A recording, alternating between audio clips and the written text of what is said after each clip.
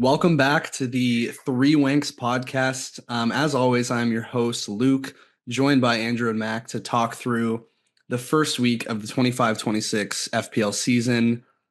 Wow, what a week. I mean, I'm riding a high. How are you guys doing? Screw you. I hate this game. Yeah, I'm in the same boat.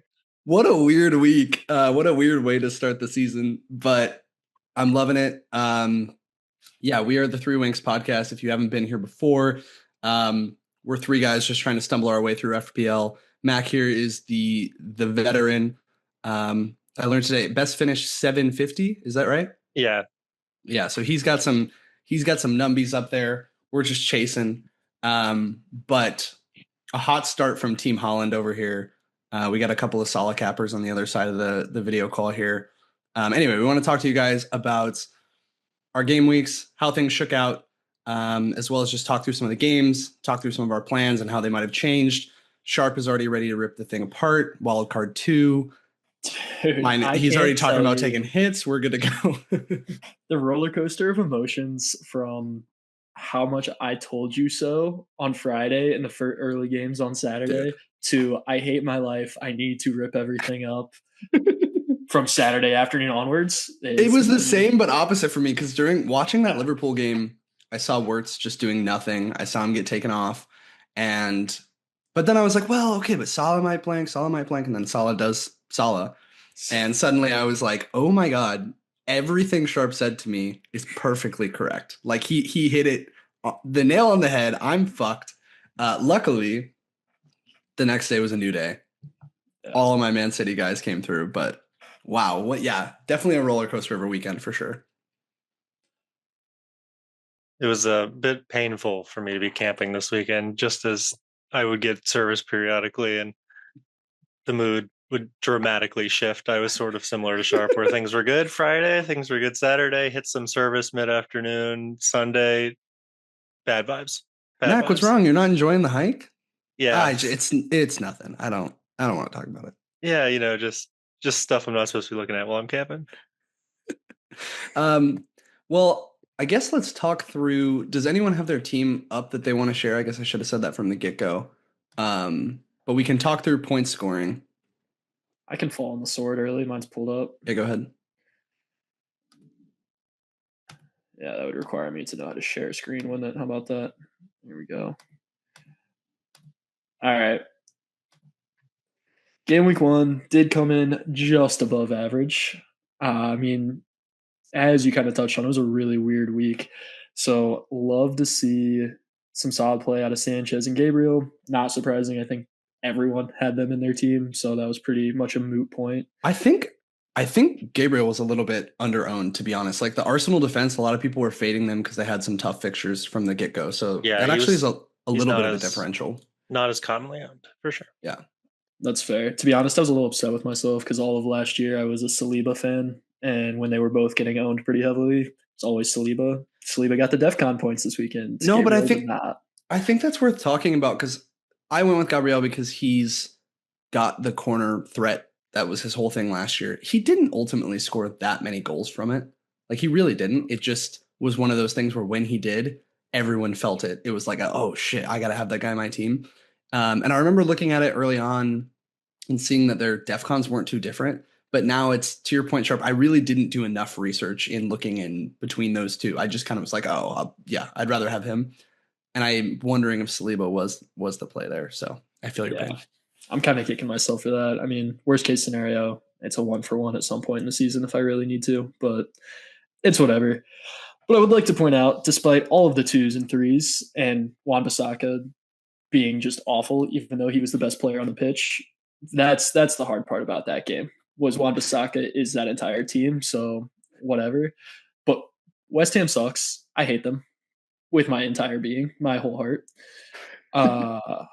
Kudos though. I mean, come on, the dude is nice with it, so I was happy about him. He made me smile a few times there on Saturday. Solid captain is what it is. I'm not mad about it. Stand by it. Cole Palmer. I mean, he was invisible. I'm not sure he actually played the game. Yeah, it's a tough go of it. But yeah, I've definitely have some tweaks coming into game week 2. But this is where we finished in game week 1. Still not mad about it. A few areas where I'm like, yeah, I could have gone a different way. But I mean, Wan-Bissaka, my other one was Konsa, and Got a he red did card. yeah, until his red card, I was kicking myself, and then he got the red, and he finished with 3, I think. So I was like, whatever, it doesn't really matter. I'm interested to hear you say. I didn't watch the game. I just watched the highlights. But the West Ham game, you're saying Wan-Bissaka is that whole team. I saw like a couple of nice chances from Diouf, and that's actually the player that watching that game, I was like, shit, I might want that later on. I will Um, say you're not alone. I saw a lot of that, especially on Twitter, people talking about him and the pipe dream that he was becoming. And I would say that when they were down towards the end, one, Sunderland owned that entire game. Let's be so clear. Like, it wasn't like they had a fluke win there. I mean, Sunderland controlled them, pretty much dominated the game, it felt like. And so when they were down, especially down 2 and on, it felt like they were just force feeding Wan-Bissaka up the side to try to get him to cross it in because they couldn't do anything else, and no one else seemed to be able to dribble past anyone. so fire sale on all your West Ham assets or what? I mean, not all of them, but there's 2 here and there's not 2 in the next one. So Have you already made some transfers? We can I talk mean, about that later, We but should yeah, we'll we should talk talk about about it that later. later. But To it tease sounds it, yes, my sounds like transfers there's have been submitted for game week 2. oh my God, I love it. get excited. It's wild But peering into his brain for even a moment. yeah, Vibes FC, baby. you guys get to see it all weekend in the constant texts that come through. But whew, baby. I do think, like, to your point of Kudus, I think sticking strong on that one was pretty baller because yeah, he looked really central. He looked very focal into their team. I mean, it's not like he looked like he was going to score a ton of goals, but he was involved. He got a ton of touches on the ball. He's clearly very integral to what Spurs are doing. Dude, I Yeah, mean, honestly, sorry, Mac. That's my. I was actually pretty pumped about him. He got me excited to watch Tottenham play. I actually really enjoyed watching that game. And the weird thing, I think I texted it maybe or sent it in my notes of him and Pedro Porro look like a poor man's Trent Salah combination. Like they were God, I love to hear that. feeding it up the line. Kudos made some great moves. Granted, it was Burnley, whatever, but had some beautiful crosses, beautiful dribbles. He got me really excited to play. And they almost looked like they were starting to have a little deference towards him, like letting him do what he could because he looked that good.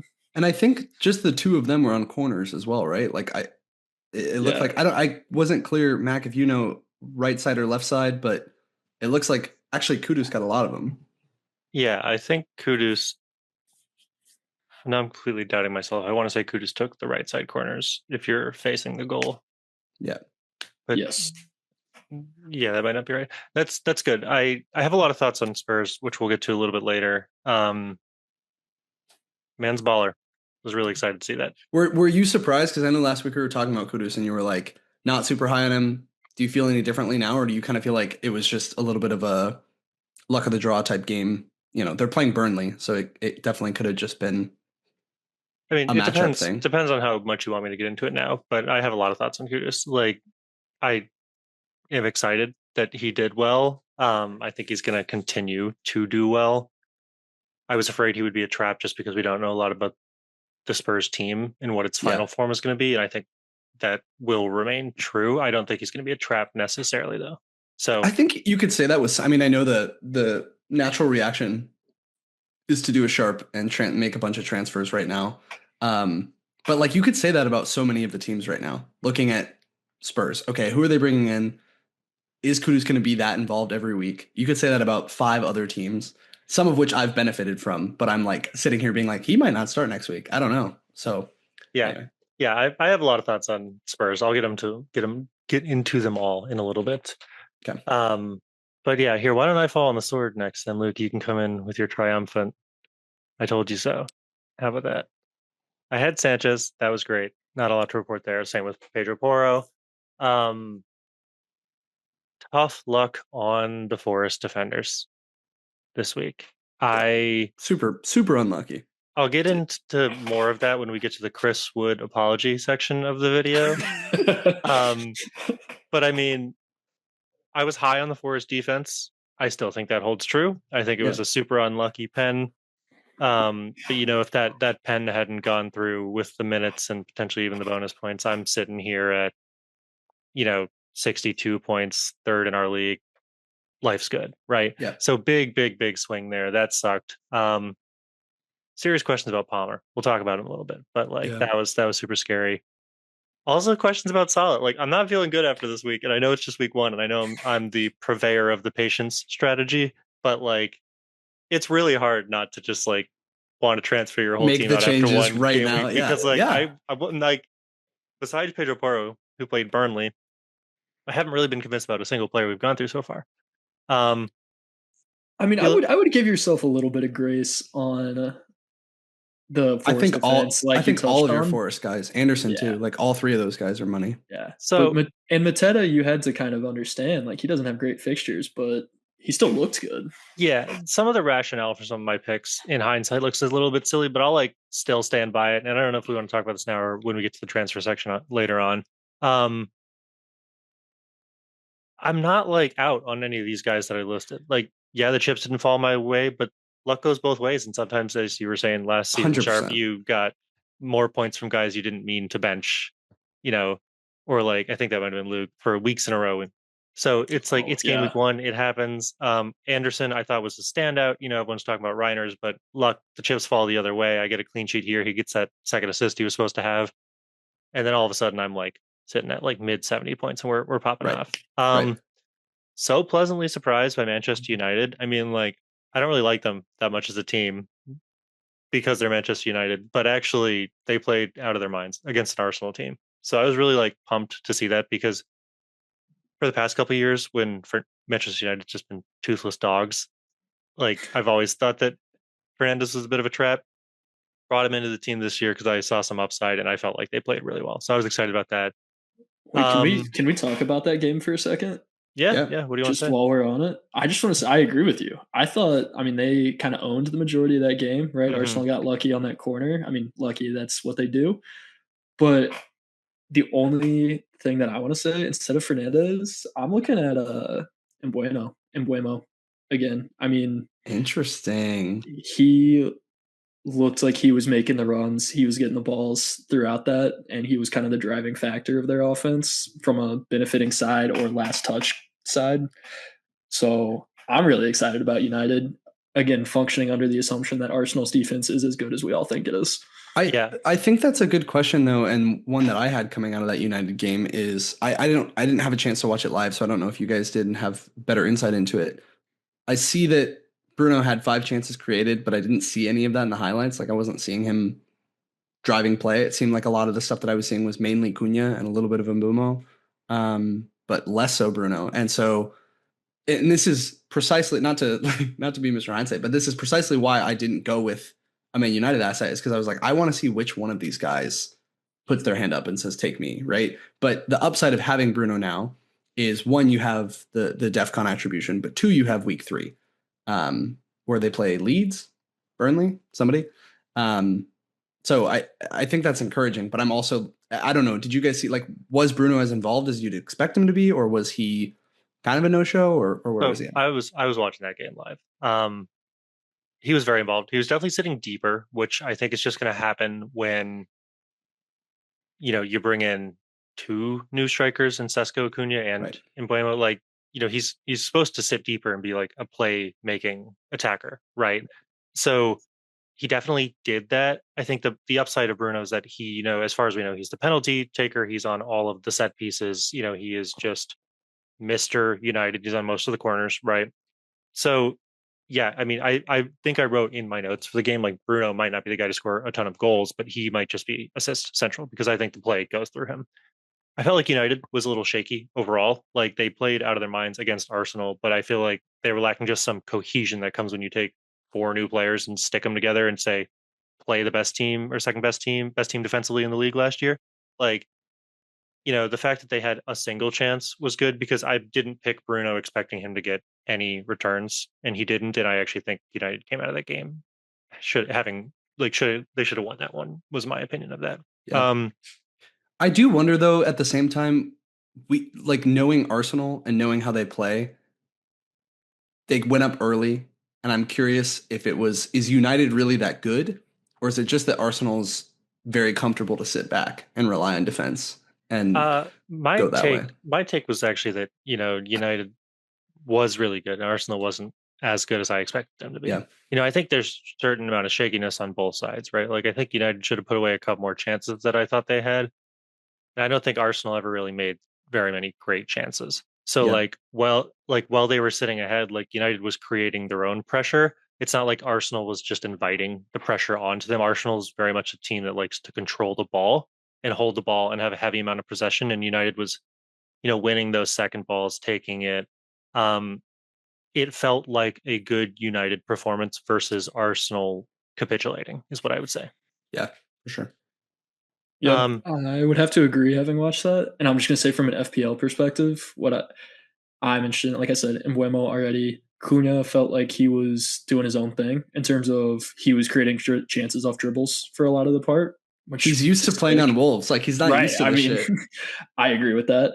But I am super excited to see them get Sesko in there and actually have a striker play versus whatever they were doing before, because that didn't seem to work for the finishing. It's a lot of mouths to feed, though. That's the other thing with United. It's just like, again, yeah, you're putting in another striker.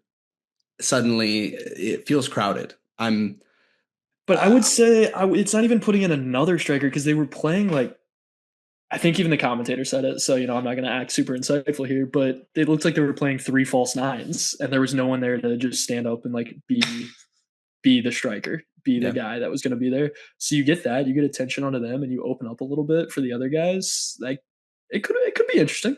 I know I'm excited to keep watching this team. And the fact that they were as encouraging as they were against Arsenal of all teams is really exciting. So yeah, nice. I agree with all that. Just rounding out my team real quick, we had Mateta, who I am probably the most concerned about in the team.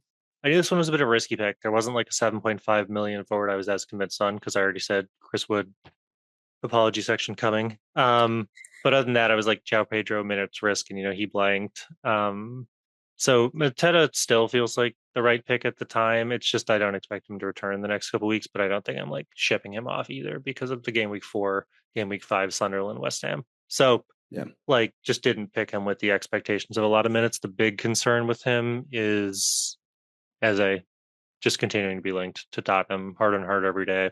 I don't know if that'll be good for Mateta because he'll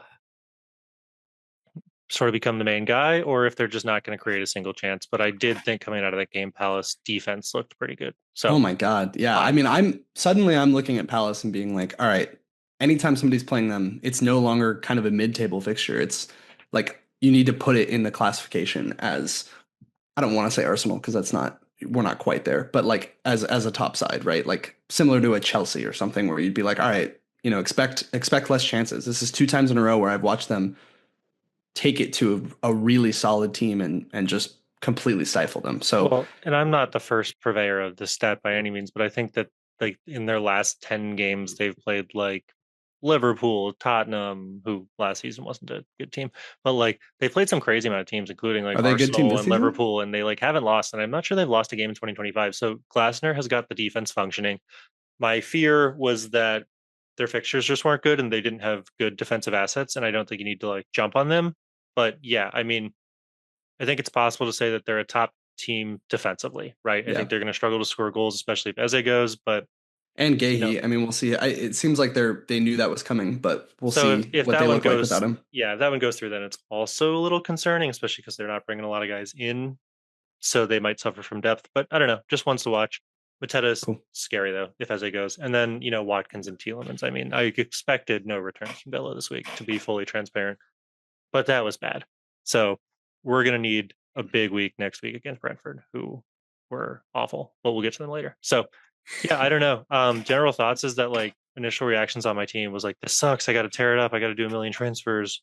Like never seriously considering it, but for a briefest of moments, wildcard game week 2 crossed my mind. But then I was like, nah, I didn't pick this team. I said last season that I overreacted.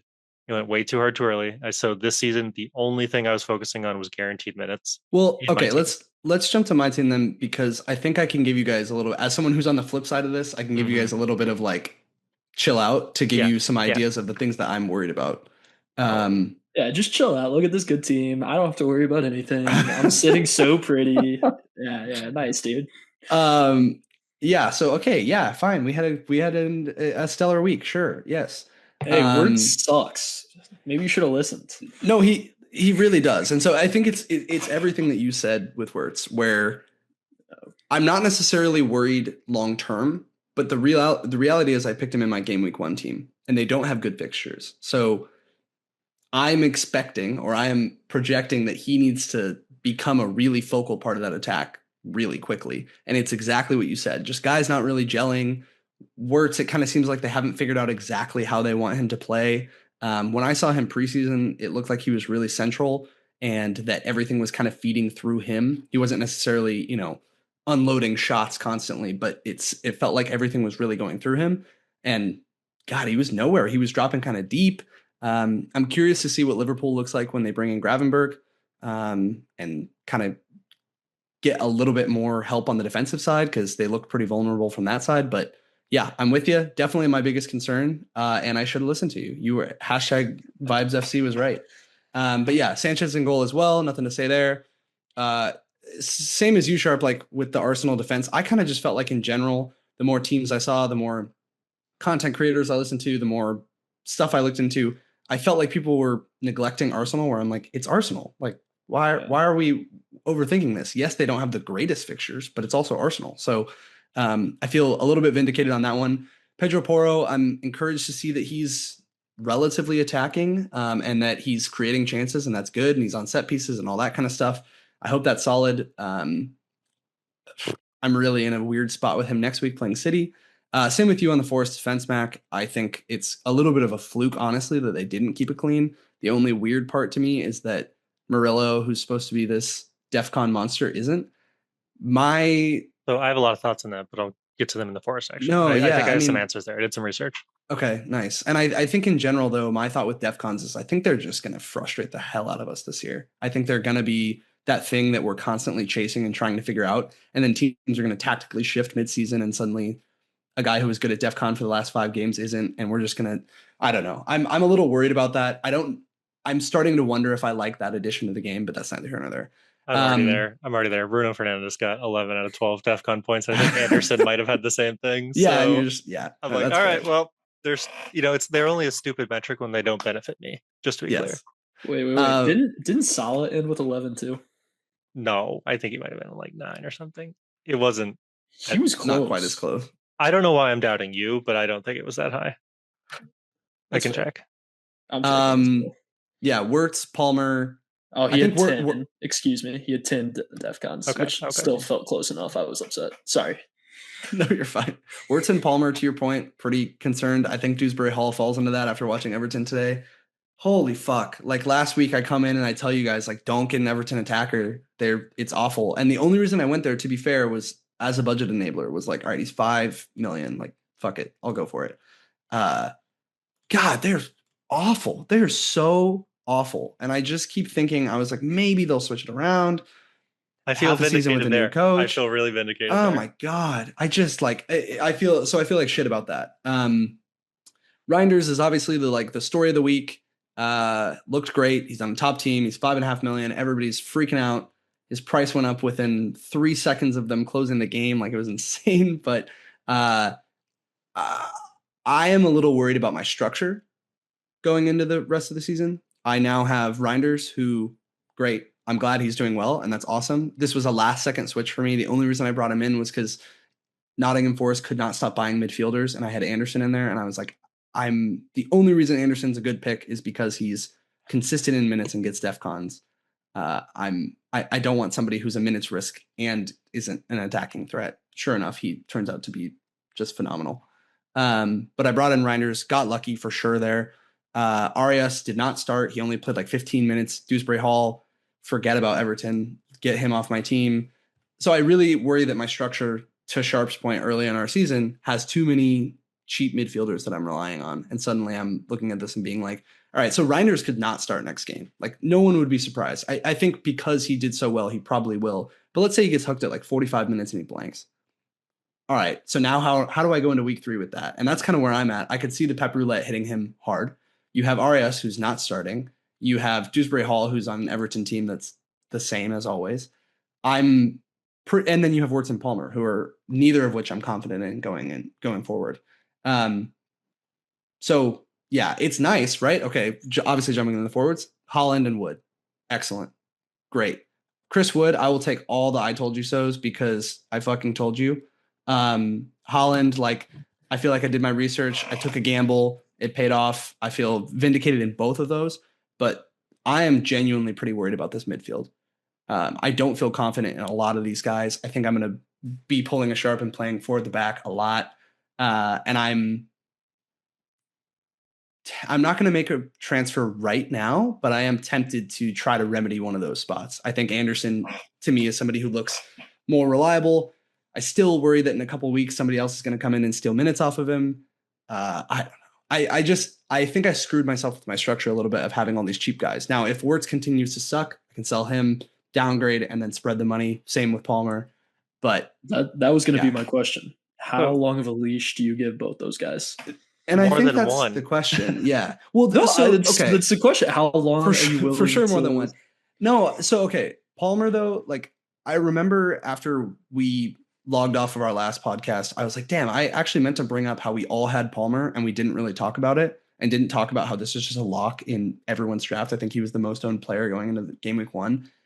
And considering the end that he had to last season, that feels crazy. That feels like that should not be the way. And then sure enough, he shows up in game week 1 and has the exact same game that we've seen him have over and over and over again. Let's get into the team section now, because I have like so many thoughts on all these guys that I'm just waiting till we get into there. And do we want to just start with Chelsea and Palmer while we're here? Sure, yeah, let's do it. Yeah. Like I completely agree with what everyone's saying. What I remembered when we got off the podcast as well about Palmer, and I was like trying to think through, why did we not talk about him, and what did I miss saying by not talking about him, was that in the last 4 months we've seen 2 Palmers. There was Club World Cup Palmer, and there was end of last Prem season Palmer, and unfortunately we need to keep our eye on Palmer real hard, because I think Maresca has reverted to type in the structure that he plays in. We're seeing end of last season Palmer again. The notes that I took watching the Chelsea game was this seems like a striker year for them. They just seem like they're really, really trying to feed a striker, and they're having Palmer sit deep. Versus in the Club World Cup, Maresca kind of gave him freedom. I don't know if it's because he didn't care, or if it's because he was trying new things, but he was just letting him. It's also worth noting, how much did other teams care about this Club World Cup? It's off season, we're all in the same boat of having gone there because of the Club World Cup, and I think that you could say that about the larger community. But why are we putting stock into that? I feel stupid. I'm like, why did we not think through? Well, because the only thing we had to go off of was the recent form, and I think that he was objectively a good pick with the fixtures that he has. Right. Yeah. If they get a pen, Palmer puts the pen away, and then he's where no one's talking about this because he didn't blank. Right. But I think the watch out moment for Chelsea players is just going to be, how are they trying to create? Because it seemed like they were just trying to feed a striker the entire time, versus letting Palmer sort of free roam like they did in the Club World Cup and did when he was popping off last year. So that's my only worry there. I thought Chelsea was still very, very solid defensively, though. Well, they almost let in a free kick, but yeah, I think this is the week though too, because looking at their fixtures ahead, right? You have West Ham this week. I'm sharing West Ham this week, and then you jump into Fulham, pretty solid defensive team. Then you go to United, who just stopped Arsenal completely in their tracks, and then you have a little bright spot in Brighton, and then you go right to Liverpool. So if he doesn't perform this week, I start to wonder. To Sharpe's point, what kind of leash does he have? It might be this week. It might actually be this week. But the problem with that's Palmer, what I was trying to get you at, is because if he does not score this week, he's off my team. There's no question in my mind. I don't even have a problem with that. I'm not saying he was good positionally, nor have I said once that he's going to rebound. I'm just saying, you just don't need to jump on it because the next fixture is good, right? Yeah. There's no reason to take a hit and get Palmer off, because he's 10.5 million. And we don't know who to best give that money to. Is it go up to Ekatike with one sample size game week? The Arsenal fixtures improve and Saka starts popping off. Maybe you just need to do a lateral over there. and he's literally has the best matchup next week. So there's like no reason to wait. But I agree the leash is short because it's a larger sample size than just one game. God, isn't that enticing though? You could go just straight Palmer to Saka right now Yeah, but I and mean, have Saka for Leeds. should we talk about Arsenal next then? I didn't think they were great. No, for sure. Like, I would when we come to captaincy as well. Like I think when you're looking this week, it seems on paper that you should pick Saka against Leeds. But yeah, I mean, they didn't look stellar. And not only that, I saw something earlier today. I don't know if it's real or not, saying that Arsenal decided preseason that Gyökeres is going to be on pens over Saka. So then, okay, does he lose some appeal there? Also, I mean, it's worth noting that right after this, he has Liverpool, City, Newcastle. So it's not like you're going in this beauty run with him, but oh, it is tempting. well, It is so a little tempting. that more lends to my point of like we don't yet know where the value from Cole Palmer, should you choose to get rid of him, is best spent. Yeah. And because Palmer has easy fixtures, he might luck into points just because he's good. So Well, it's like we don't know if we should go to Saka yet or not. And so there's no problem with just holding him for a week, I think. And right now, I think the money is best spent in the forwards, funny enough. So it's like you'd have to make multiple transfers. The only player who I could say is putting their hand up that's relatively high priced in the midfield is Cody Gakpo. And that's the one that I'm, again, sitting here kicking myself, being like, why the fuck did I not go for that? It's all dependent on Isak. It's the same shit we talked about last week. But I wouldn't get too excited about Gakpo. Like, yeah, he does that. Again, Liverpool fan. I've watched it. I like him. Love him on the team. But he's not going to be that week in, week out guy. Like, in terms of getting returns, he's a very solid player. He's not going to be where they go. Then where are we getting it from? Outside, like, okay, so is it all Salah then? Like, I'm curious to hear where you think because the output has to come then from Wirtz or Ekitike or Gakpo. Like, it can't all come from Salah. He has to feed someone, right? So who is that someone? Or is it just that you can't trust any one of those guys because it's going to be one of them every week? I think it's going to rotate a fair amount. I honestly don't think Wirtz is really ever going to be it. I would almost see it falling to McAllister or Szoboszlai before that. But Gakpo, he'll get you every 5 weeks is probably what I would put it on. Salah's going to get you every single week, as far as I'm concerned, and could be Ekitike or love to see Isak come in there. But I don't think we're going to put up 4 every week either. Like, let's be honest. Yeah, I think you got, if you average 2, Salah almost has one of them and assists on the other one, or at least has 1 assist. So I think that's a good segue into. We saw Salah, I mean, last minute pull something out his ass, which he does. That's just the way it goes. That's classic Liverpool. Yeah, I got multiple texts from friends and family during that game, like, this is about to be some bullshit, isn't it? I'm like, yeah, it absolutely is, and we're going to be fine. I'm not worried. Okay, no, the question is, especially when you're looking at someone like a Cole Palmer, when you're looking at taking money out of your midfield, is there temptation to go up to Haaland? Oh, absolutely. Yes. I mean, I have concerns about Salah as an owner. I feel like if, you asked the question earlier, Luke, where do the goals come from? To me, watching that game, it looked like they were trying to cross in or feed Ekitike a lot. Like, do you think they're trying to set up? I'm convinced Isak is going. So I'm like, do you think they're trying to just set up a model of like, all right, once Isak's here, the goal is to feed him? Yeah. I mean, Ekitike looked great though. He looked stellar. I mean, that begs 2 questions. One, do they need Isak because Ekitike looked so good? Or 2, is Ekitike performing, and are we going to see that level of consistency? Right. Like, and I think that's what we don't know. And that's the bitch about the transfer window being open for 2 more weeks. It's like, they're playing in the Champions League. So they're going to have a lot of games this year, try to compete on all 4 fronts. And so they're completely justifiable for still trying to sign Isak, which would just make Ekitike's value plummet. But then at the same time, it's like, if Ekitike is this good, do they even need to sign Isak? And then are they just going to feed him the entire season? And we just don't know right now, like, at all. If that transfer window closes and they haven't gone for Isak, I'm getting Ekitike into my team in about a second. Like that. Yeah. He looked phenomenal. Yeah, and then if you're bringing in Ekitike, you're still getting your Haaland cover, and you can just drop potentially Palmer and Salah down to who knows what. If I can't go any cheaper in midfield, man. It's we're in dire straits out here. Yeah, and I think along those along those lines, just to bring us back to like Liverpool, City, the Reinders thing. So again, back to the 5.5s. Like the Reinders overreaction is too much. As someone who's excited about having him and got lucky picking him, great, got the returns. Like there are so many things that could happen. It is 1 week. He did great. He was great. Like he was a phenomenal to watch, and like I'm not trying to take that away, but at the same time, from an FPL perspective, he could play a different role next week. We still haven't seen the team with Rodri. We still haven't seen Phil Foden. Like we still haven't seen all these guys come into the midfield. We barely saw Marmoush, which was a surprise. So it's like so many things could change in that midfield. Reinders could easily get pulled from a game randomly, as Pep does.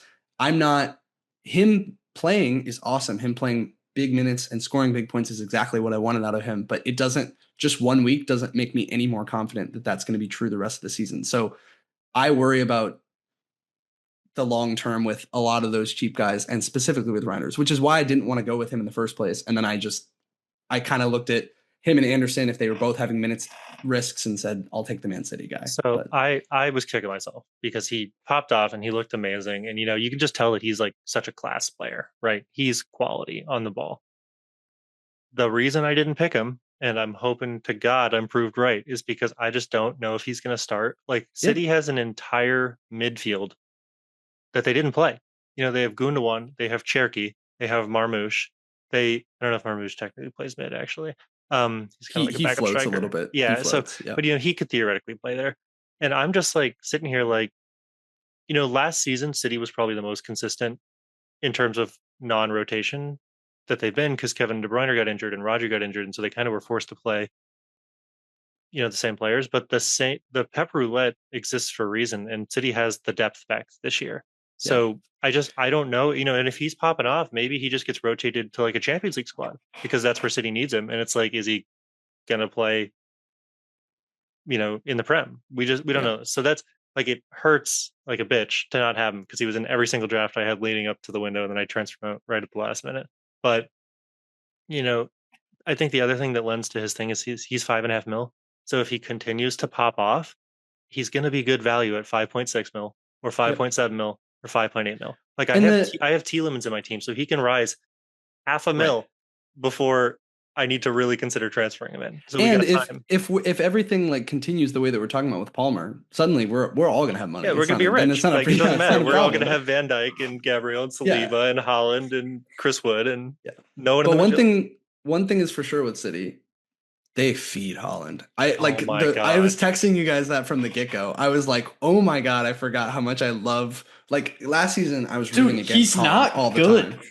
That's crazy. That's crazy. He's massive and he stands there. No, you know what? And he's not good. That's crazy. You know what's funny is the two players who did so well for me this weekend are the same. I realize are the same player. Chris Wood and Erling Haaland are the same shit. They're just like, I'm going to touch the ball 3 times in the game, but every time I touch it, it's going in the back of the net. Anyway, yeah, I feel incredibly vindicated that Chris Wood just popped off the way he did. I understand why it's frustrating. I understand why it's frustrating to watch Erling Haaland and Chris Wood just hammer home goals for fun. But yeah, let's touch a little bit more on the Forest guys, I guess. I know we talked about them defensively a little bit. I think they're going to be reliable. Someone who I have my eye on is Anderson. I think he did exactly what we expected him to do, and if not more. So I don't know. Do you guys have any thoughts on Forest? Yeah, man. I've said it was a fluke. Not a fluke. It's never a fluke in soccer, right? But like, I felt like it was a little bit of fluke that I lost those clean sheet points. No, I think I will also say that it is my own doing, because rarely do I pick 2 defenders from the same team. It just happened to work out with my team structure, but I don't think that was ever the long-term goal. I was just kind of holding 2 guys who I thought would get good minutes. But I mean, the Forest defense was as solid as we expected. I was wondering if there'd be a little bit of a regression, but I never really thought that would be the case, because Nuno teams are defensive, and boy, they were good. Anderson, but I think from the Forest side of things, where I worry about them regressing is once Champions League hits. So for me personally, my plan is to ditch the majority of my Forest assets once we hit like 6 or 7. I think that's a completely valid point. That's kind of what I've been doing, to be honest, too, because then their long-term fixtures don't get amazing. So I was kind of trying to ride them early. Anderson was amazing. They controlled the game more than think people expected. And I think people are like, oh, is Anderson going to get those DEFCON points? I think he absolutely will. Like, they had 55% possession, I think, in that game, which is very unusual for a Forest team. And they were playing a not very good. It was Brentford, right? Yeah, can we Yeah. touch on that too? Oh God, Because yeah. I was bouncing back and forth between this game and the Chelsea game, and I mean, I certainly Forrest won that game handily, but I didn't think Brentford looked like the reaction that I'm seeing from others is that Brentford looked like a relegation side and that we should be targeting them every week. And I'm like, I don't. I mean, maybe it's just because they were up against a team like Forest, who's traditionally not super offensive. But even like the XG and the possession, it's not like the underlying said that Brentford got hammered. I thought they looked fine. I didn't think they looked bad. I thought they kind of looked pretty Brentfordy, to be honest. So my thing on Brentford is if you look at the XG, they had 1.5, right? You're like, that's pretty good. But keep in mind, a pen is worth True. Yeah. one XG. Like it's not one, but it's like 0.8, 0.9 or something like that. And their XG from open play was only like 0.5. So Yeah. they really didn't generate a ton of clear chances. They definitely weren't doing a lot offensively. I'm just wondering if they're a team to target, especially it's relevant now when we're going to jump into captaincy, but as you look at them going forward, are they a team to target the other way around, And that's I where I'm curious about. I think they are, but only for now in the short term, right? Because it's not to say that they won't get better. Over a 38 game season, teams are capable of change, but they lost all of their talisman and they have And a new Thomas Frank. coach. So for the Yeah. same reasons that people are, hedging their bets on Manchester United or nervous about Liverpool players, I think you can extend that same, race, if you will, to Brentford to say that like, they're new guys, they're not cohesive. It's the same thing that impacts the top teams, but whereas the top teams aren't putting up 30 goals in their opening game, the bottom teams are like, where they're going to get relegated. Will they get relegated? Who knows? Maybe. It's just they were toothless. I will say that Thiago looks like good value at 6.0 mil and on pens, but I just don't think you really want a player whose only Yeah. output No, is going to Brentford be are in our void pens. for sure. I Going to hear be you. pens, but like I don't know. I think that even if they do get better and people are massively overreacting, which people are known to do in the first game week of a season, in the short term, I think you actually could target them because until they gel, until it clicks, if it does at all, they're not good right now. Yeah. Back on Chris Wood and touching on some of the luck. So he's 7.5. Obviously, he had a great week. But looking at those mid to high price players, you've got Bruno, Wirtz, Watkins, Rogers, João Pedro, like Bowen, all these guys blanked.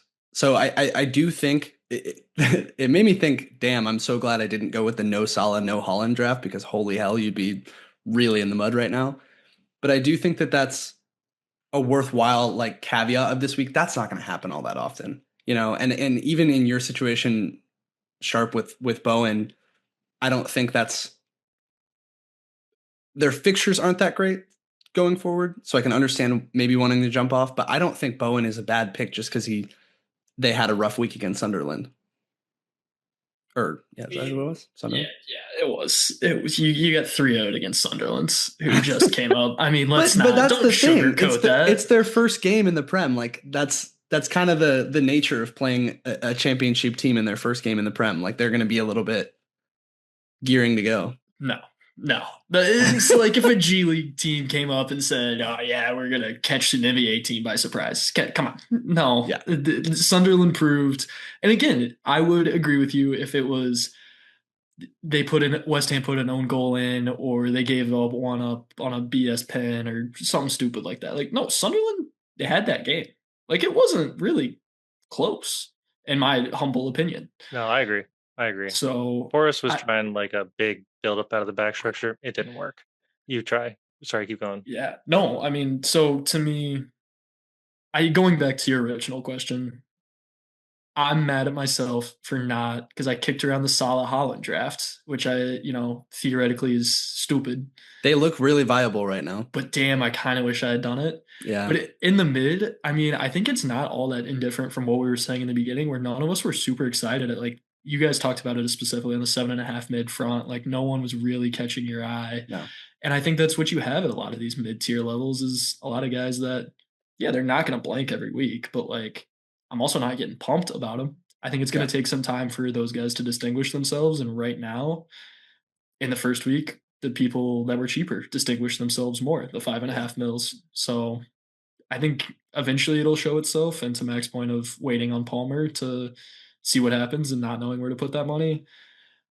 But And right now, I don't know who I would go for in the mid outside of Chris Wood. I'm not giving up on Watkins yet. I mean, so the they've other got better thing, things coming the, up. the other thing I'll say there on these like mid price guys is that I picked a lot of them, and like I have 50 and I'm like below average, but it's like, if I was looking at the fixtures and I just genuinely didn't expect a lot of points out of any of these guys for the first two fixtures. Yeah. Like, I Yeah. have two Villa players, and in their first two games, they're playing Brentford. I actually expect points, but Newcastle, Yeah. like while they're down, they're not out. I knew that. I knew they would be decently good.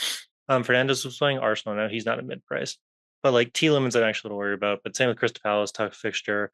Like I was looking at all of these like mid price guys, and I was like, I just don't think if you're picking these guys, you should be enamored with the points haul that they're going to get in game week one. And I think that was the case, right? Like picking No, those guys lends itself to more of a patient strategy. I think that's fair. And when I was looking at your team, I was kind of thinking that. I was like, well, if I'm you, I'm not hitting the panic button because Mateta plays Crystal Palace, and then your Newcastle guys are playing, or sorry, your Villa guys are playing Newcastle. Like this was kind of the expected situation. I mean, yeah, they both were probably worse than we all expected in that sense, but a blank for all those guys wasn't out of the question. And the reason you picked them specifically with Villa and Chelsea is for those long term fixtures. The next 12, like they look phenomenal, and this was the big one to get over. So yeah, I wouldn't be too worried unless there's something to worry about, right? And that's I think for both of those guys, it's next week. It's the Villa guys and the Chelsea guys. It's West Ham and Brentford. If you can't get it done against them, suddenly we're like, oh shit. All right, I'm See, spending 9 million on Ollie Watkins. that's Shit. that's valid, and that's why I'm like not hitting the panic button, as you said. It's because it's like we haven't really gotten to the point where they've they've been tested but not proven, right? Right. And I now expect these Villa guys to perform, and then even if they do perform, I think they could still have a down week. But then they got Everton, Sunderland, Fulham, and it's like then Burnley, then Spurs. So like I think you got to get rid of them after seven, but you could keep them and they could be fine even if they only have a couple of returns. Same with the Chelsea guys. It's just like good fixtures coming up ish for them. Where I would panic is like Crystal Palace.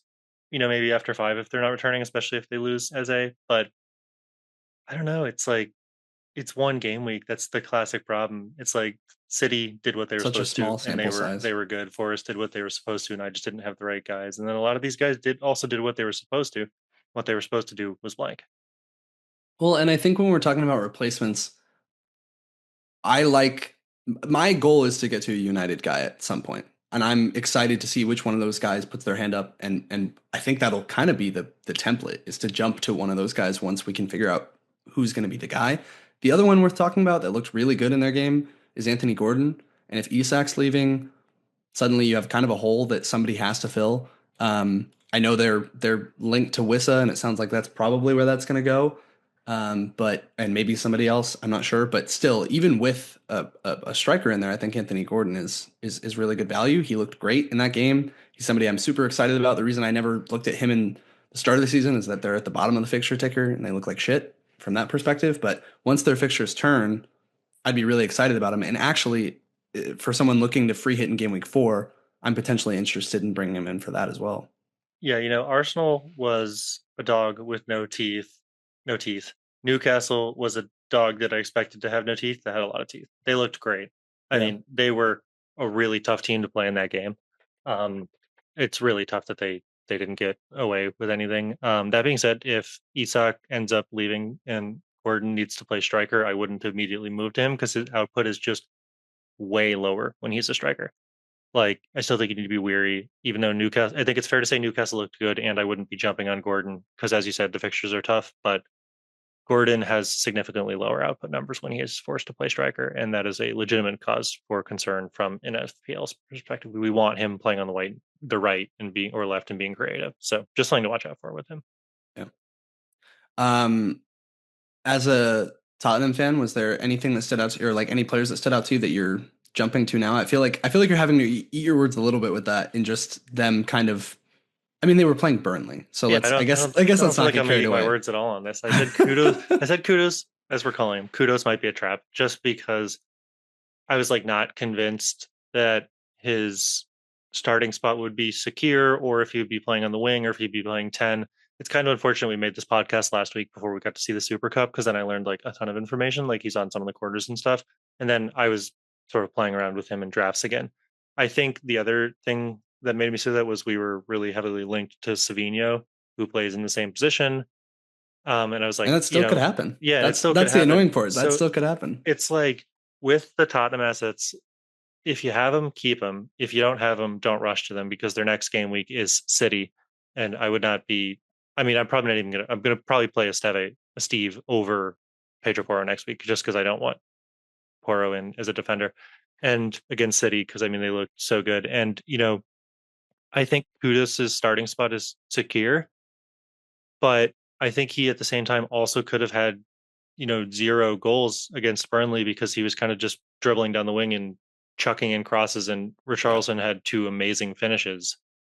yeah. And That second one it's was like the phenomenal. crosses were good and he was generating a lot of them, but if Solanke comes back in, I'm not sure Solanke's making those overhead kicks the same way Richarlison does, and then I just don't know if those are goals, right? So it's like Kudos was busy, he was active, he's got a high degree of involvement in the Spurs attack, but it's not necessarily like still guaranteed. We Elite. still don't know if he's going to play 10.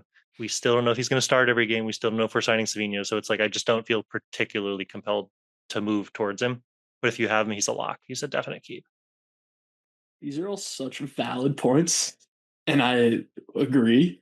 However, he was fucking sick. Oh, he's so Pardon my sick. French. He's He's a so baller. fun to watch. Therefore, you should have him. That's No, my Vibes logic. vibes are high. look, I'm Vibes are Vibes high. are talking incredibly high for I'm talking him. out of two sides of my mouth here, because as a Spurs fan, I am ecstatic. He looks like the player we always dreamed of, right? Like I was a little afraid he wouldn't be that guy, and he seems so far to be that guy, and I'm stoked. And he's played some good teams. He played PSG and was running shit in that game too. Pardon my French. Um, I mean, it's also worth noting. I mean, you talked about Eze potentially coming in. I don't want to get into the what ifs too much, but I hate it, yeah, but it's valid.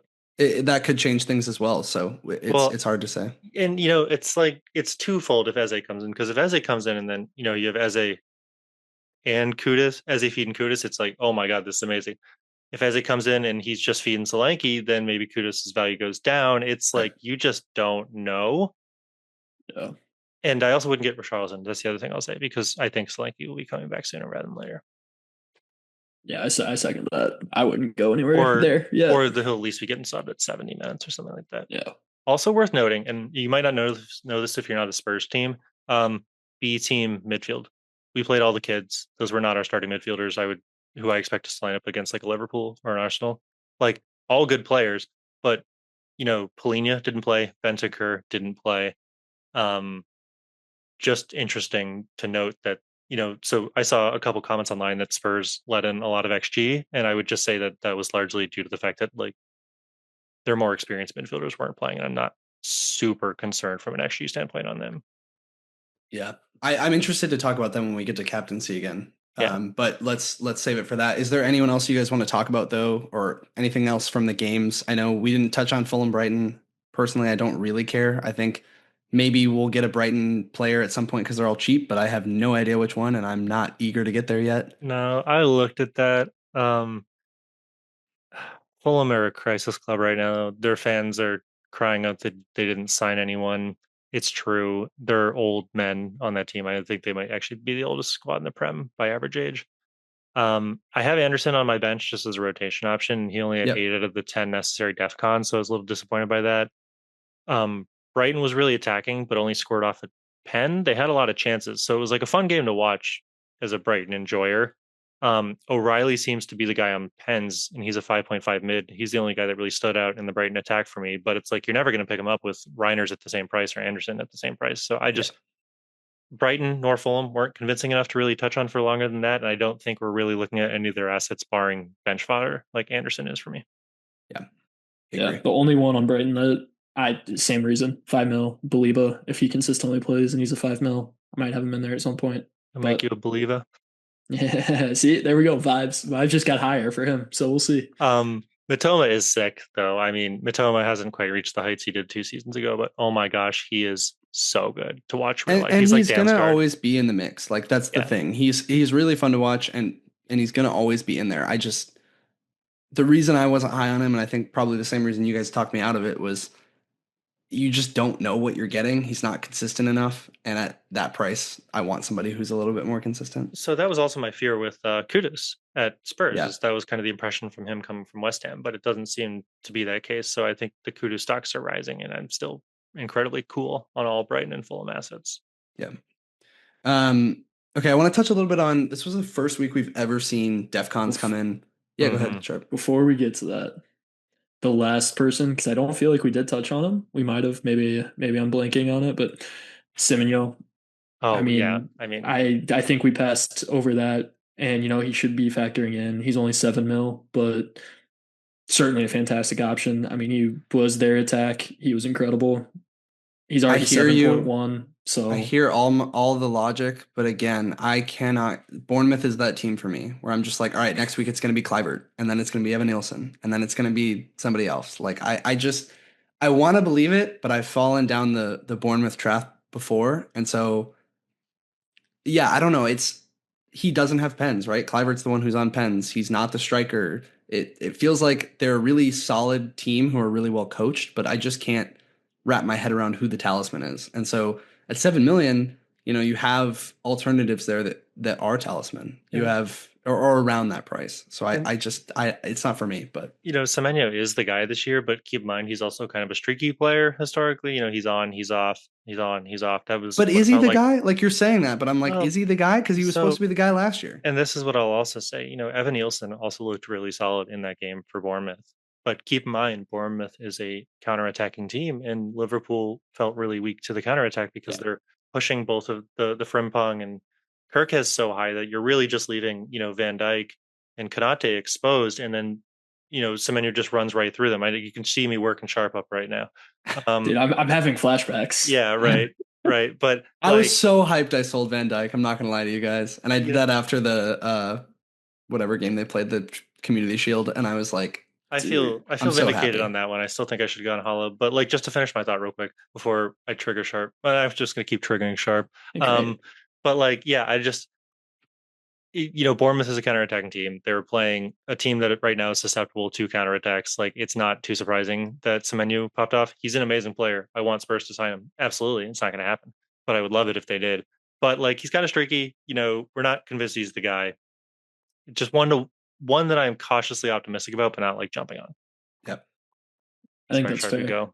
No, I all that was going to happen there is I was going to get mad about Liverpool. Same thing I said last week that I wish we had a second center back because holy shit, Konate. I know, but Konate I'm confused. Is that deal done or not? I was under. I think it is officially done now. I think. Okay. Anyway, I don't know. But I would also hold on before. Just last thing, I believe both goals were scored after both Kirkes and Frimpong came out, which I think is something worth noting. Don't think I knew that actually. So who came in though? Because they were both subbed at the 60th minute. Right. We made 5 subs. Indo came in. Curtis Jones came in. Robertson came in for Kirkes. I know that. I don't remember who came in on the right. I mean, here's the thing. As a Spurs fan, you guys were getting your wing backs really high. That was where we got punished last year. That's where you got punished in this game, right? You have some very attacking fullback, wingback players, and it was just you Gravenbach coming back will be good, but Liverpool is susceptible defensively. I don't think they're the stalwart that they've been right now. Things can change. Slot's a good coach. What I did also forget to say about Liverpool earlier, though, was just that, I looked up Slot's teams coached and strikers tend to do really well. So Ekitike could be good if Isak doesn't come in. Yeah. No, again, if the transfer window closes and Isak's not there, I am immediately transferring in Ekitike. He looked so good. Everybody's talking about how well Reinders did in his debut, but Ekitike did phenomenal as well. So, I would be very interested. So on the DEFCON stuff, I meant to do my research on this if this is out of the norm, but it feels out of the norm. If you look at who scored the most points this week, and again, this could have to do with the mid-price guys all blinking, it is so many defenders. You have Ballard from Sunderland who scored 17. He was the highest scoring player of the week. You have Calafiore who scored. He's at 13. But even players who didn't score or didn't even get attacking returns, it's like I felt like anyone who got a clean sheet had 9 points, which is maybe this is just like some recency bias or some, memory fading me, but 9 points feels like a shit ton for a defender. Like that's to me, if last season I was looking at that, I would have assumed there was attacking return. I would assume there was a haul. So I feel like the early indicators for me are that defenders are going to be hauling. And it's also worth noting that the guys that did are generally the expensive ones. You have your Calafiores, your Salibas, your Mitchells, like your Burns and Livermentos. I guess actually maybe those aren't that pricey. They're both 5 mil, but it's not the 4.5s who are hauling. It's the 5s and 6s. Cucurella, Lacroix, like those types of guys. I think where I'm at with those is like clean sheets are still the way that defenders 100%. are going to get the most points. I'm not opposed to a big at the back. I think the reason I didn't go there was just because I didn't know what defenses were going to be good. And, like Arsenal looks to be good. Forest looks to be good. But it's 1 week. Liverpool, we got some questions about. And then City, you have insane rotation. No Guardiola, for instance. So it's like, I just think once we have a couple more weeks, the floor of those is absolutely going to raise. And then I think there's more incentive to pick some of those premium guys. And if you can capitalize on the points from them now, like Arsenal picks might just be good for the next couple weeks. It's great.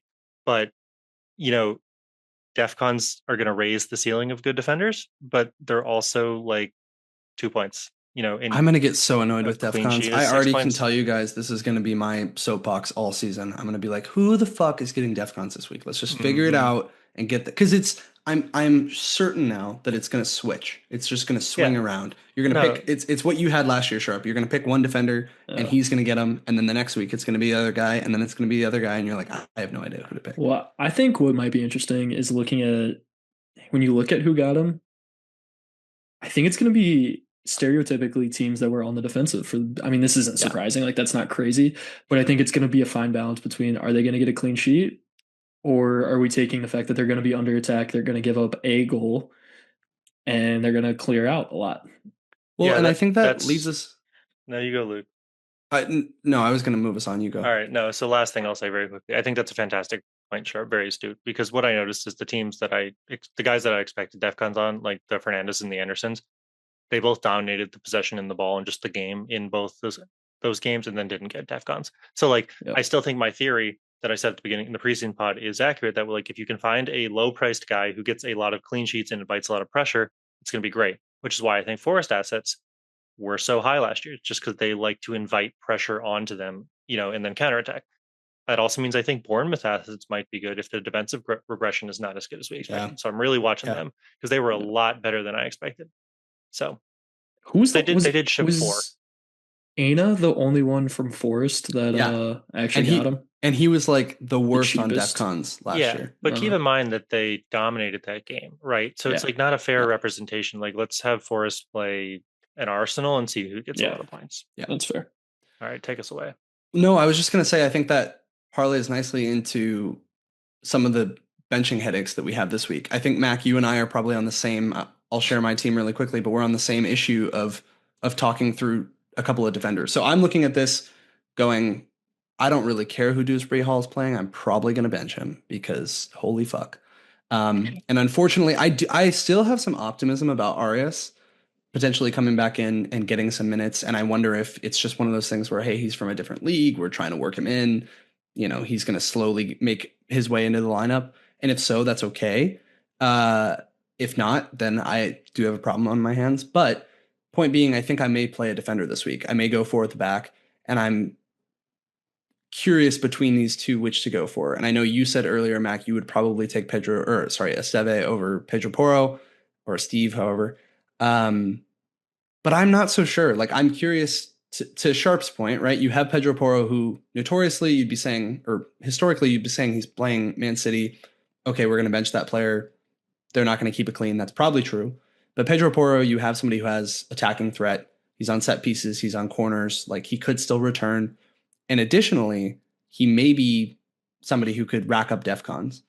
On the opposing side, like if Burnley who knows what that game's going to look like between two championship sides. I'm not even going to try, but if Burnley are on the attack more often than they're on the defense, then maybe, but they don't keep the clean sheet, then Steve is just a pointless play. So I think this is where that stuff's going to get really interesting. And before, it would have been a lot easier. You look at somebody and say, okay, what are your clean sheet odds? What are your attacking threat? That's about it. But now with the DEFCONs, it makes this weird middle ground where I'm sitting here being like, I actually don't know. I don't know who I want to play. Yeah, I was trying to look up the Burnley Sunderland head to head from the championship last year. I'm just curious about that. Yeah. Not as easy to find as I was hoping. Quickly. Well, I mean, that can give me 2 seconds to talk about. Like, I was also initially planning on bench boost too, and I think because of Arias's minutes, that's probably gone. Dewsbury Hall, I just don't think is very good. That's probably gone. It's so interesting. It seems like most people who did bench boost one really struggled too. That was my whole argument against it. If you luck into a team that has like a ton of players who did really well in game week 1, then I could see an argument to do it. But like, if your team's not strong, just save it. There will be other weeks to do it after AFCON when we have 5 transfers. Like, it's fine. It's not the end of the world to not do it now. Yeah. I will say, just on the Poro Steve debate, I've been going back and forth a lot on this one. I don't have an answer. Is Steve more likely to keep a clean sheet versus Sunderland than Pedro Porro are versus City, especially with how good we just saw City are? I think yes. But at the same time, it's like you're not getting any attacking threat with a Steve at all. Sunderland came out really good. I was expecting them to come out a lot worse, so that was kind of scary. And then it's like, all right, well, now do I don't want to just chase the upside of Poro and potentially get attacking return? Like if he scores off a free kick or a corner or something like that, then that's solid. And Spurs have looked a lot better.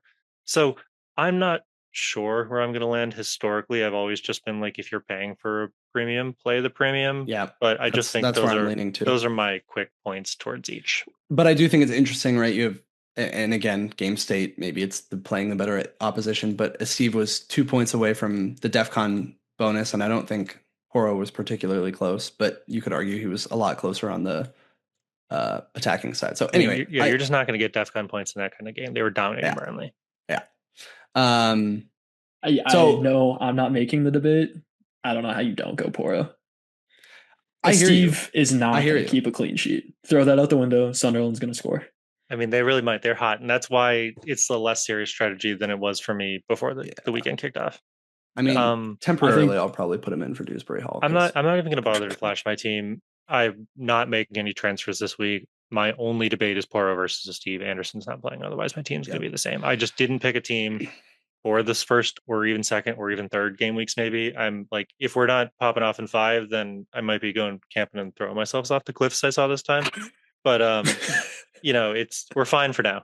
I got a Devil's Lake trip right around game week 5. We'll see what happens then.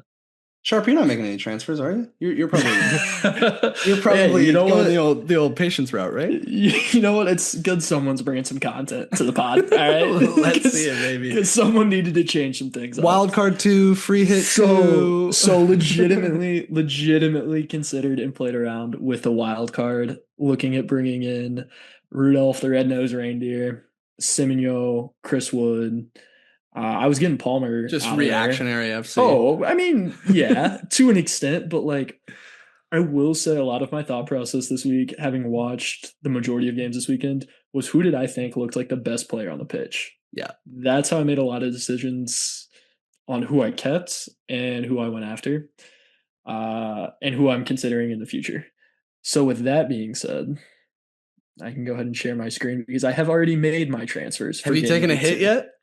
I have taken a hit. It has been taken. We Vibes FC.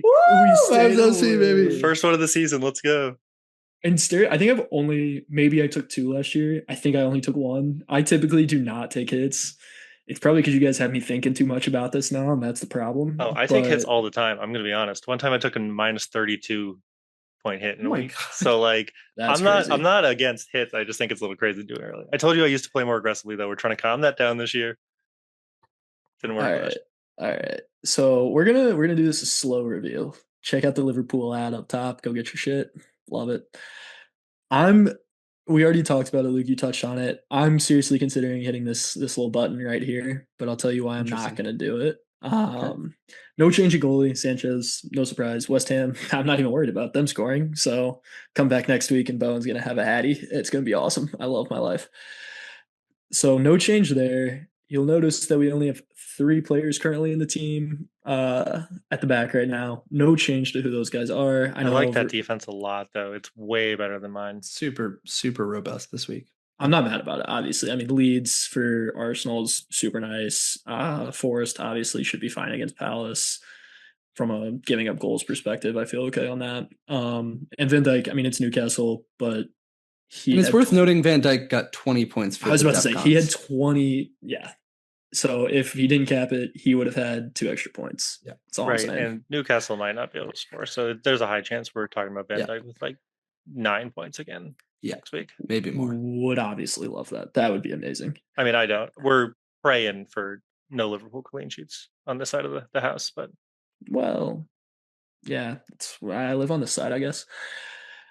This is where we're going to see some differences. So the first transfer that we made, and with 3 at the back, we are going 5 in the mid, which I do not stereotypically do. You're going to see my captain's selection as well, so we can segue into that after this. But the obvious inner over here is Rudolph the Red-Nosed Reindeer. Happy to have him here. And this, again, going back to picking the best player on the pitch, vibes for him are so bad. Like, I just don't like the way that his hair flops around, the way that he looks while he's playing. But damn it, he was just too good. He was simply making the runs at the right time, putting balls where they needed to be, and just was class all the way. God, around. you're gonna be so pissed when he gets benched next week. Oh, there's gonna be bench questionable him, words. bench him. Yeah, no, it's gonna be terrible. But if you're looking at that as a coach, as far as I'm concerned, No, one he'll of the best play. players on He'll the pitch, play. he's gonna He'll be start. on there. Yep. Otherwise, I mean, he would have been gone if Simonio didn't go up to 7.1 from 7. Because I do have a $500,000 in the bank, so I probably would have taken a second hit to get him out of the way. But Brighton, I'm not super concerned about him getting 0, I guess. So he's still here. Salah, obviously, but notice that he is now the vice captain. Kudos, and I didn't touch on this while we were talking about it. The reason that I would be high on both him and Porro is that City looked really weak on the wings. That looks like their vulnerability, and that's where Tottenham. That's how they played through with Kudos, and that's where he's obviously at. So I think he's going to have more than one run outside or get hit on a long ball out there and kind of expose City at the back a couple times. So I'm actually pretty excited about it. That is literally how we always get them. I don't know if you guys know this, but Tottenham kind of own City for no reason. We'll be getting relegated and then kick their asses. And we always play them because they love to play a controlled possession, and we're Fives FC in soccer team form. You know, we just like to run at you fast and not defend. So Sharpe, I think I know where this is going. And I can't wait for the reveal. I'm getting so excited. Oh, I don't know if you do, because nothing that I've said so far should have pointed to where I went, other than I'm really sorry at how I spoke to you last week. Palmer, oh my God, I've already touched on Palmer. It's Chris Wood. I've already touched on Palmer. He has this week. If he doesn't figure it out this week, he's gone. We could be wild carding. We may be free hitting. We don't know, but something's going to happen. But you're going to take hits into a wild card. It might turn into that. We're going to see how it plays out. All right, but Palmer will be gone. There's just no question in my mind about that. And yeah, it looks like you guys guessed it off that hint. But we got Ali up there as our captain this week. I don't hate that. Actually. I got on you on Twitter about not even having him as a selection, which was crazy.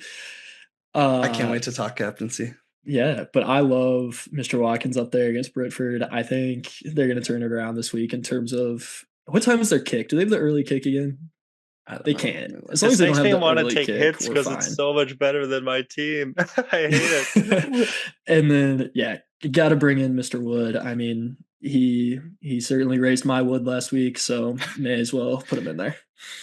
They play Brentford at 9 a.m. A huge Saturday. Apology. I guess I didn't really talk about that enough, but he's so good, man. Okay, go ahead. I mean, we can say right now, Luke, I was incorrect. As right as I was on Wirtz, I was just as wrong on Wood.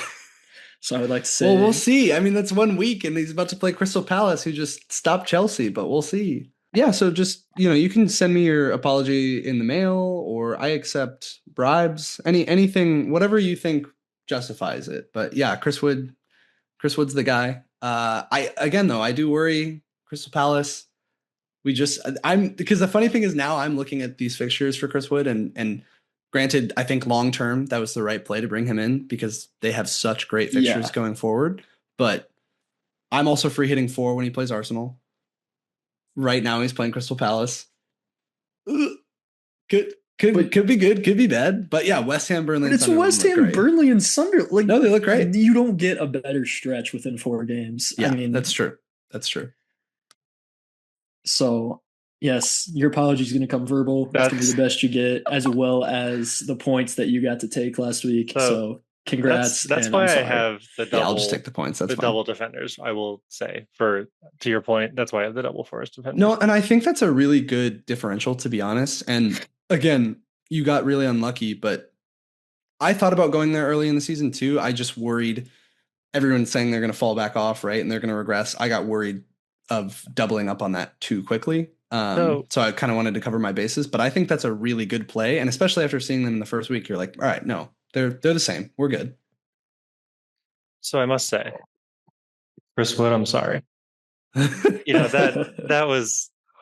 He's a legend. It is funny, like even the discourse that you hear online of people talking about him, they're like, he can't keep getting away with this. I'm like, at what point do we just say he's good? Like he's just good. It's never been for me that he's not good. Like obviously you don't overperform your XG without being solid. That's like the sign of a good striker. And that's what he did last season, right? My fear was that Nottingham Forest as a team was overperforming. And I just felt like, in the preseason games, because I was watching them, because I was high on their assets. So I was like watching the Forest preseason games. They were not generating any attack. And you know what Nuno did? I was just going to say this. Yeah. He took those preseason plans and threw them out the window. Oh, no. I was going to say, did you see right before, like this was hours before kickoff for the first game, he like came out with a statement where he was talking about the team's unprepared. Like we don't have the players that we wanted to. Nobody's mentally in the right state. Like all this stuff, and that's when I transferred out Anderson, not for that reason, but I was like going through the throws. I was like, holy shit, I have triple Forest. What am I doing? What am I doing? I'm glad I didn't see and then he pulled the old switcheroo and Chris Wood twatted them in like he always does. Yeah, it was like I was watching the preseason games and from them and they just like didn't do the same thing, which is like clearly to their benefit. Clearly he was trying something and it just wasn't working. And he's like, the season's starting, let's get real. I was just like, I just didn't see a pathway to getting Chris Wood the ball. But if it continues, I'm gonna be so serious. You gotta in FPL just take your lumps to admit when you're wrong. And if they can consistently over the next couple of games get him the ball, I am transferring him in so fast. I mean, I think it would be if he returned this week, it would probably be like, all right, shit, we might like need to get I have Mateta. It's such even if Mateta loses value, I still have Tielemans who's 6 mil. So I go like if Reiners continues to return, I just go Tielemans, Mateta out, Chris Wood in, Reiners in. I'm chilling. Like no hits, do it after next week if it continues. He's so seriously like a good pick if it continues. What I will say also though is that they played a 2-striker system. That was weird. And they just signed like another guy. Yeah, they have a lot of rotation coming in potentially. But I don't know if I see Chris Wood rotating as much. I feel like it's going to be talked about more with other players, and I don't see it for Anderson either.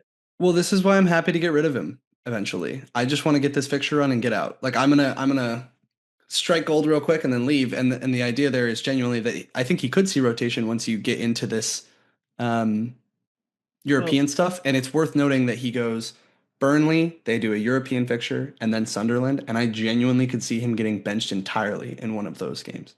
Yeah. I mean, I hope that doesn't happen, but that's like, I told you I picked my team for minutes. The thing is, I think even if he plays 3 out of 4 of those fixtures are so bad, he'll return in them. And I think it's fine. And he's guaranteed that's minutes. Ultimately what got me on it was I was like, I will take 70 minutes of Chris Wood against Burnley any day. I'm kicking myself for not taking that chance only because, if nothing else, the fixtures are better for Forest than Palace. And I don't know why I picked Mateta. It was such a good pick. That's the pick of the week. Gold star. Now Luke's ego is bigger. I was going to say. We'll bring it down in game week 3. That's what I'm eyeing up. Well, okay, let's talk. So we're all going Chris Wood captaincy, or where are we at on Hell that? no, I ain't bringing him No. in. Wait, hold on. I have one more question on the squad before we get into the captaincy. Do Yep. I go bench boost? You No. guys are No. talking. Mark Guy's not even going to play. I know he's the one problem. So then what are So we why doing? why would you bench boost if I'm 1/4 of it isn't going to contribute? because I want to Bingo. comp those 4 points back. I don't like that I took a hit. It doesn't feel good. I mean, I here's the thing. I don't And like that you took a hit either, but your team is stronger now. I think you're going to get points. I can't hate Sunderland Also, though. I Wan-Bissaka like against Chelsea. Sunderland. Like, I know Chelsea looked bad, but they didn't look like not being able to score against West Ham bad. Dude, they look bad. Dude, did you see West Ham lost 3-0 to Sunderland? What are you Trust talking me, about? I'm aware West Ham is going to get Okay, so relegated. then what are we I talking was the about? first one to say that. Wan-Bissaka looks so good. I would want Dude, him do on my not bench team. boost this week. No, dude. I'm telling you. Fulkrug didn't contribute Fine. at all, and Jared Bowen was the only creative force. And Fulkrug's supposed to be like the big man who receives the headers from Doof and Wan-Bissaka. So unless But Fulkrug Bowen's steps going to up, have a I don't great see season, Wan-Bissaka by being the a good way. pick. Bowen is good. Bowen should. Bowen's going to be phenomenal. If genuinely, I need West Ham to Bowen get relegated sucks. because Spurs love signing relegated teams players, and I want Bowen so bad. He is so good, dude. He's like Damsgaard, except he actually scores points. I've always said Damsgaard is one of those players that should be playing for a way better team, and no one talks about him in this space because he doesn't play, doesn't Yeah, contribute it doesn't FPL do points. FPL. But Bowen does, and Bowen is just so sick. Never I had him love in my him. team last year just because I disrespect West Ham, and every time I regretted it. One more sidebar, and then we will get to captaincy. But can I just also say I told you so on Mark Gui? I genuinely I want to talk about this from like a Oh, I meta agree. perspective. I don't understand. It's like the community goes for one player, like the content creators pick one player, and then people start to flock to that. I don't know if you guys saw, but there's 5,000 copies of FPL Harry's team in the top Mm-hmm. million right now. But for whatever reason, all the content creators decided they wanted Mark Gui. I think because they knew who he was because he was a Chelsea player or something. But they even knew a lot of them were saying like, yeah, he's not going to probably start the first couple games. Then why? So that's why I was texting you guys about that. I'm like, if you're gonna go for a 4.5 player, yeah, he's 4.5, but if you're gonna go for a 4.5 player, pick someone who's either gonna start, or if you know they're not gonna start, same as him, get one that's not highly owned, because he's gonna drop in price in the next week, and then suddenly you're screwed. See, the thing I is, just think I there's just enough don't care. people. That was supposed to come out of my mouth, not All right, no, yours. there's more The thing nuance. is, There's the more thing nuance is, to it fuck than that, you. but that's like how I genuinely feel about it. Sharp, do you want to make your point first, or should I? Well, I genuinely think that there's enough people bought in on him that they're not going to drop him. I think they're going to hold on. So I don't think the price is going to drop super quickly. That's what I'm kind of banking on, at least. Yeah, So, could be. But I agree with Mac. like, my perspective on it is that there's just not a situation right now, like at least with my current team structure, where I committed to playing three forwards basically ever. Right? Yeah. Like, I'm probably going to try to rotate between my defense or my midfield on the pictures because I just wasn't that convinced by any of the forwards coming into the season. Chris Wood, I wasn't convinced about. Joe Pedro wasn't convinced about. Trent Larson wasn't convinced about. Convinced about Ollie Watkins, but I have him in my team. And then Bowen wasn't convinced about and couldn't afford Holland because I went Salah. So it was like, I just don't need him to play ever at all. And it was purely a give me more money for other parts of my team play. That's fine, but Like, but again, get a also different 4.5. Like I coupled with just the don't fact that I'm understand. not planning on making any transfers, the team value is only the team value only matters if you intend on making a transfer. But because I don't really care if I lose team value on him. Is my perspective with it. And there's Yeah. just no point in me taking a hit to get him out right now. So it's like I just removed him from the equation entirely. And I do this Yeah. every season. This is just the way I play. You're presenting a valid point. And I no, think but that I'm the opposite. I hate having a dead spot. yeah. Like it gives me bad vibes. I think you'll notice my team will evolve over the course of the season. Yeah. By Yeah. December, I don't plan on having any dead spots about my bench. It's just Right. I don't know who the value guys are right now that are going to play. So in the early part of the season, I just remove him entirely. Yeah. If you're going to play as aggressively as Sharp, then I think GUI is a problem because losing team value matters. But I'm just not playing aggressive right now. But it also like flip side of the coin is it doesn't matter. I'm not bench boosting now either. I can't because I still have minutes risks. So it's flip side of the coin. All right, we got to talk captaincy. So Sharp, you're going Ollie Watkins.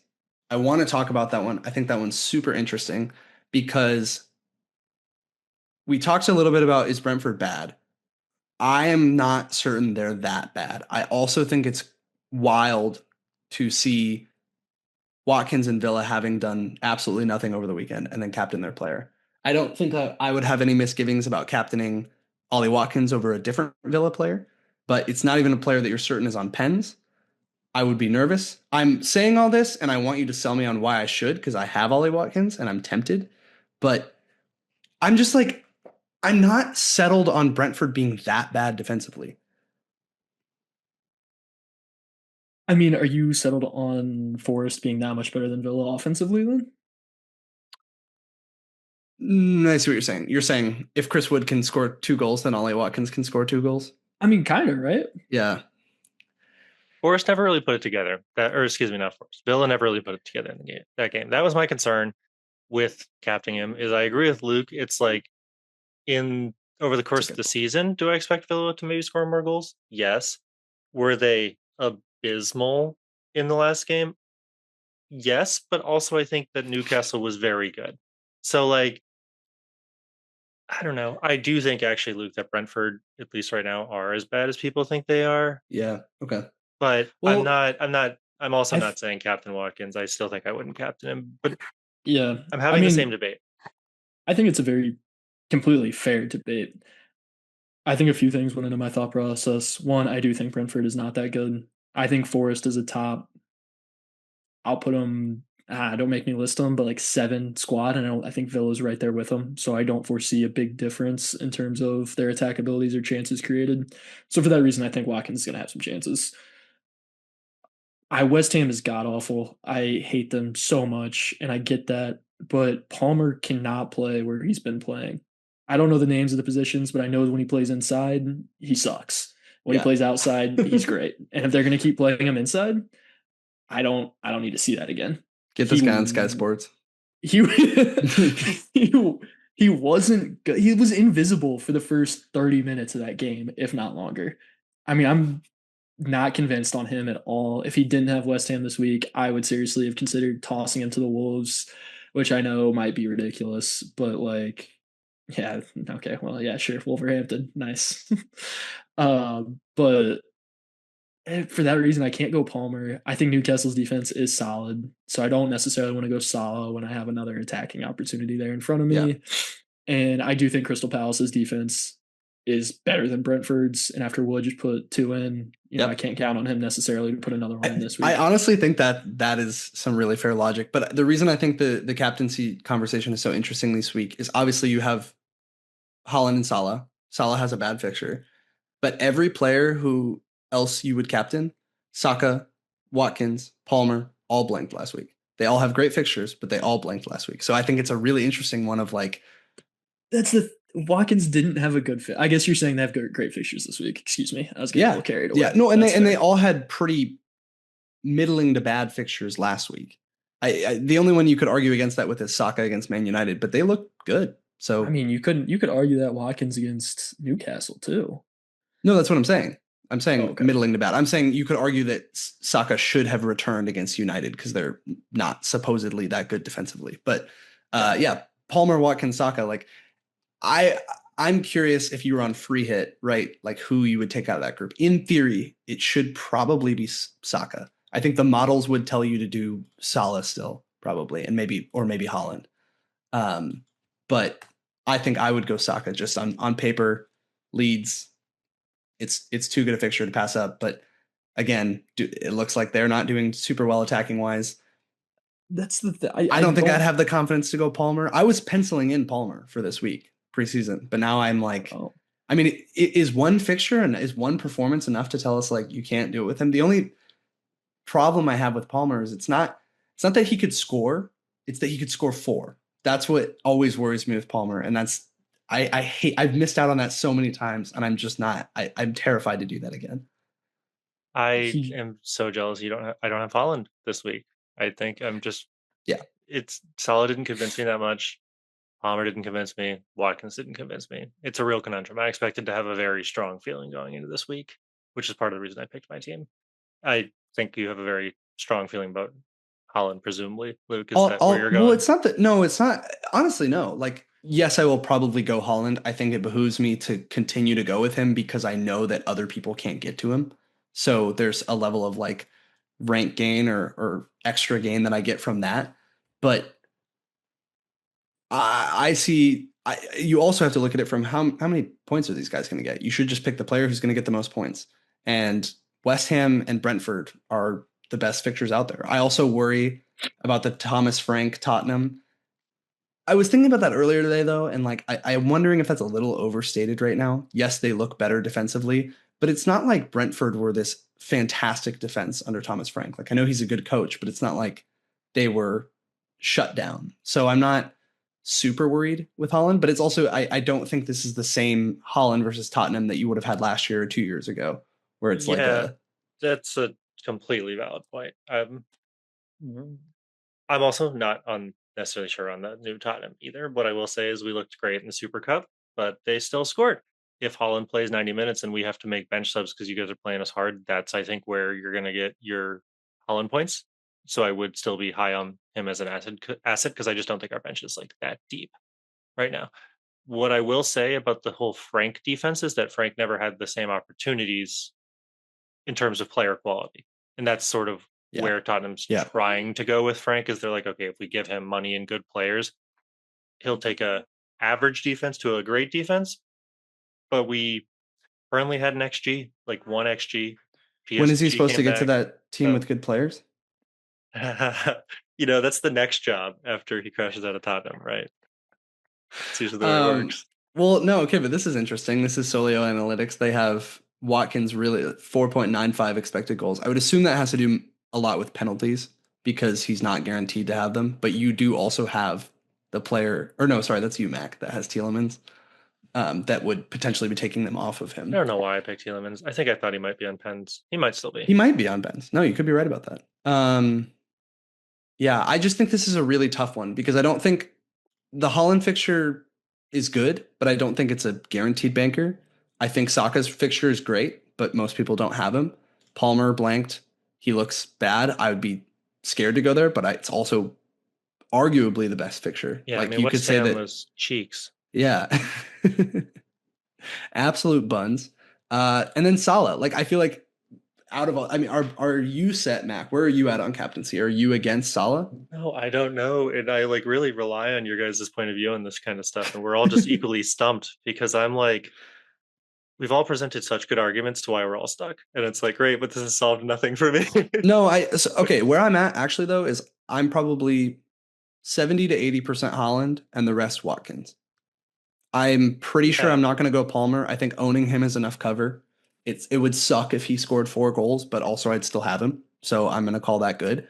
Watkins is the one where I'm tempted. I could see them going ballistic, but I just feel like for me in my situation, I probably should just go Holland. Like no, seeing how much City tried to get him the ball and knowing that I should continue to ride that. But if I was in your guys' shoes and had Salah instead, I'd be really tempted to not go Salah. When So I looked at this game week before the season started, I still thought it might be a slightly tough game for Watkins. And maybe that's why he's lower in the depth charts. I don't know. I was also just so unconvinced by what I saw from them that I'm kind of still leading like Salah. And if you have Holland, it's like maybe just go Holland because he's Holland. And City seem to be the highest functioning team right now of the captaincy options. And my golden rule of FPL is form and fixtures, right? Holland's got form. He doesn't I have think fixtures, but I think going against Salah for me would be less so about how Liverpool looked and more so about how good Newcastle looked, where well, I'd be that's scared my of that. argument for Holland and my argument against Salah at the same time. Yeah. It's like I'm Yeah. completely in agreement with But I you think that I still am not sold on Salah being like my theory of Salah and the distribution of output. I don't think is true yet. I would like for that to be the case, but I don't think that I've been proven right on that. You know, he scored 1 goal last week, but that was a and very average Salah performance. You put that in the middle of last season and you don't bat an eye. That's just a th- normal Salah this is performance. the classic FPL conundrum we've been presented with in the past 3 years, right? Ever since Holland came into the league, it's like you're gonna price wise have to be on one side of the fence looking at the other, Yeah. right? And I'm on the side of the fence this week where my guy just didn't get it to as great heights, but you're like, you picked your guy for a reason. You just got to stick to your guns. It's really just a question of, for I think most teams, are we going, do we have enough faith in the form of our premium? Because if they're your premium, that's why you buy them. So you should probably capture them, right? I Yeah. do for Holland. I don't for Salah, and that's why I'm so nervous. But it's like I still might just send Salah because he's the guy who scores, right? Well, and that is my whole reasoning for having gone Holland is like if I'm spending 14 million on a player, I better be captaining them. Yeah, And so right. that I think that is Basically very every week. sound logic. But I also, if I owned the flip side of that is if I owned Salah, I would not be captaining him this week. And who would you go with instead? Either Watkins or Palmer. And right now, probably Yeah. Watkins, just because, like, again, they moved Palmer to the same spot he was in the Club World Cup. Maybe he goes ballistic this week. Watkins not having guaranteed pens scares me. Like there's a lot of interesting points. Mac, would you consider a free hit too? What if you could just get rid of this captaincy debate and go Saka? No. For the sole reason that the sample size is just so small. It's like Arsenal should absolutely destroy Leeds, but I'm not so sure that Saka is Gonna be the one to do it. I mean, he's an incredible player. There's no denying that, but it's just like he didn't really make his mark on the last game. Yeah. And so I'm just And there's rumors that he might not have pens. So yeah, I'm really wondering if this is the year of the striker. Like this is my hot take for the first part of the season, maybe, is that like Man United got a big striker, Chelsea got like a new striker, Spurs got no new striker, but we have players who can get the ball to the striker. Like Liverpool got a new striker, and I'm kind of just like not that convinced by any of them is right now. So hot take this season, I don't know. It's the year of the striker. Yeah, it's the year of the striker. All right. Well, we have talked probably long enough. Is there anything else you guys want to get off your chest before we get out of here for this week?